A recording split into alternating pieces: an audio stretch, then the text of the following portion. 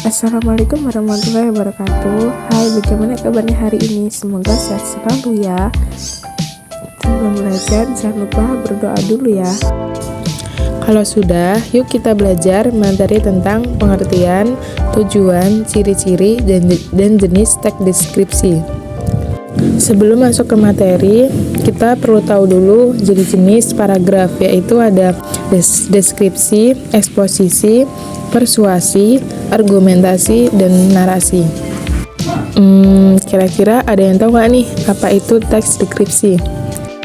Jadi, pengertian teks deskripsi dari bahasa Latin yaitu adalah describe, yang artinya menggambarkan atau memberikan suatu hal. Menurut Kamus Besar Bahasa Indonesia atau KBBI, teks deskripsi ialah pemaparan atau penggambaran dengan kata-kata secara jelas dan terperinci. Teks deskripsi ini menjelaskan mengenai suatu gagasan, tempat, peristiwa, atau objek seperti manusia, hewan, tumbuhan, dan benda. Teks deskripsi bertujuan untuk menggambarkan suatu objek ke dalam tulisan sehingga pembaca seolah-olah melihat, mendengar, merasakan, atau mengalami objek dan peristiwa yang digambarkan atau dideskripsikan si penulis. Apa saja ciri-ciri teks deskripsi? Ciri yang pertama yaitu menjabarkan atau menggambarkan suatu objek, tempat, atau suasana. Yang kedua, melibatkan panca indera seperti penglihatan, pendengaran, penciuman, pengecapan, dan peraba. Yang ketiga, pembaca seolah-olah melihat atau merasakan langsung apa yang sedang dibahas di dalam teks. Nah, yang terakhir, memaparkan ciri-ciri fisik atau sifat dari objek seperti warnanya, bentuknya, ukuran, atau kepribadian. Apa saja jenis-jenis teks deskripsi? Ada 3 ciri-ciri teks deskripsi. Yang pertama, objektif, subjektif, dan spasial. Ciri yang pertama yaitu objektif.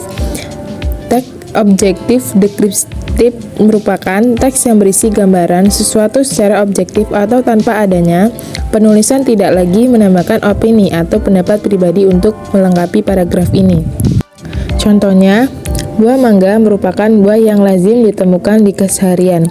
Warna dan bentuk buah ini bervariasi. Ada yang berwarna hijau tua, hijau kuning, dan ada yang berwarna kuning. Bentuk pun beragam, mulai dari yang lonjong sampai yang bulat sekalipun.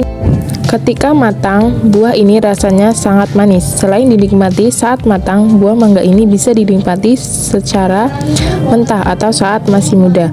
Mangga yang masih muda bisa dinikmati dengan cara membumbuinya dengan buah rujak. Para penggemar rujak atau ibu hamil biasanya sangat menyukai buah mangga ini.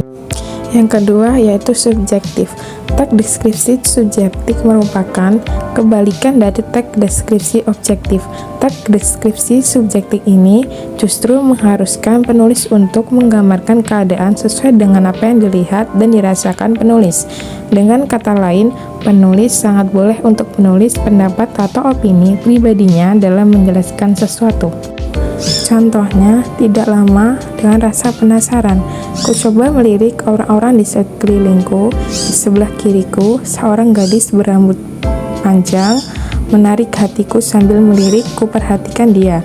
Rambutnya pirang, rambutnya kuning, indah, matanya memandang sayu, ditambah dengan bibirnya yang tipis, dia membuat jantungku berdetak hebat. Rasanya aku ingin mengenalnya, tapi di mana? Yang ketiga yaitu spasial. Teks deskripsi spasial dibuat berdasarkan ruang dan waktu. Artinya, dalam teks ini bisa menjelaskan suatu ruangan, benda atau tempat dari berbagai penjuru, luar, dalam, atas, dan bawah dengan detail dan spesifik. Contohnya, ruangan berukuran 17 meter dikali 10 meter ini sangat layak untuk ditempati. Dindingnya yang tinggi menjulang ke atas. Ruangan yang sebesar kolam renang umum membuatnya sangat nyaman untuk ditinggali, bahkan untuk berdua ataupun bertiga. Tidak ada sekat yang membatasi, ditambah satu buah kasur besar dan ruangan menuju balkon di pojok depan. Ada kompor dan alat memasak lainnya di pojok belakang, berdampingan dengan pintu yang menuju kamar mandi. Baik teman-teman, sekian materi dari saya. Saya ucapkan terima kasih. Assalamualaikum warahmatullahi wabarakatuh.